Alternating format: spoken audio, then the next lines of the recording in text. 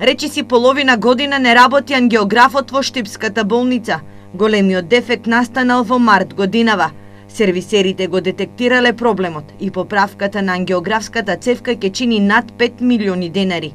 Бидејќи станува збор за огромна сума на пари, потребно е да се отпочне и тендерска постапка, која за жал не е отпочната на време, објаснува првиот човек на Штипската болница.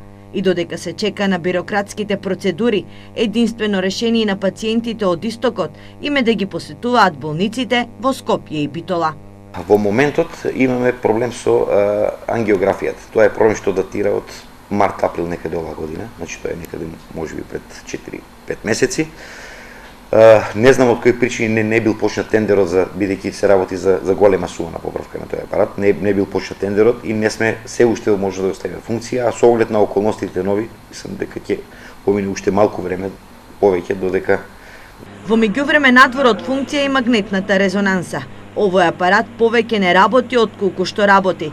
Последен пат голем дефект имаше минатото лето, па пациенти со мозочни удари од цела Источна Македонија, дополнителните снимања беа приморани да ги прават во Велес, Струмица или Скопје. Имаме проблем со магнетната резонанса. Денес треба да дојдат сервисери да ни кажат за што се работи, за каков квар и во зависност од тоа за каков квар се работи ќе знаеме колку време ќе ни биде надвор од функција магнетната резонанса. Ангиографот во Штипската болница со работа започна во 2013 година.